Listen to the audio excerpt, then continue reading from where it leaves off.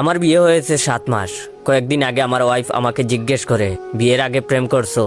আমি না বললে ও বলে, বললো সমস্যা নাই, এক বয়সে পুলাপান প্রেম করেই, বললো সমস্যা নাই, তুমি কি কোনোদিন কারো প্রেমে পড়ো নাই? তখন আমি সরল মনে আমার স্কুল জীবনের থাকা প্রেমিকার নাম বলি। ওর নাম জান্নাত। কিভাবে প্রেমে পড়েছি, কয়দিন ছিল সব বলি, এবং এসএসসি এক্সামের পর ওর বিয়ে হয়ে যায়। ওই দিন রাত থেকেই শুরু হয় আমার উপর কথা শোনানো। ও রাতে ঘুম ভেঙে দেখে আমি মুভি দেখতেছি। তারপর ও বলল, জান্নাতের সাথে কথা বলো। সকালে ঘুম থেকে উঠলাম। আইসা বলে, এত দেরিতে ঘুম থেকে উঠছো? সারা রাত জান্নাতকে স্বপ্নে দেখছো?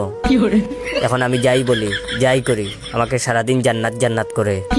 গতকাল আমাকে বাসায় আসার সময় চা পাতা আনতে বলেছে, আমি ভুলে গেছি। আসার পর বলে, জান্নাতের কথা ভাবতে ভাবতে ভুলে গেছো? কিছুক্ষণ আগে আমি বারান্দায় বসে আছি। আইসা বলে, তোমার কি মন খারাপ? জান্নাতের কথা কি খুব মনে পড়তেছে? এর কিছুক্ষণ পর আমি কিচেনে গিয়ে তাকে পিছন থেকে জড়িয়ে ধরলাম। উদ্দেশ্য ছিল বলবো, আর এভাবে খুঁটা দিও না, কিন্তু জড়িয়ে ধরতেই ও বলে, এত হ্যাপি কেন? জান্নাতের কথা ভাবতেছো নাকি?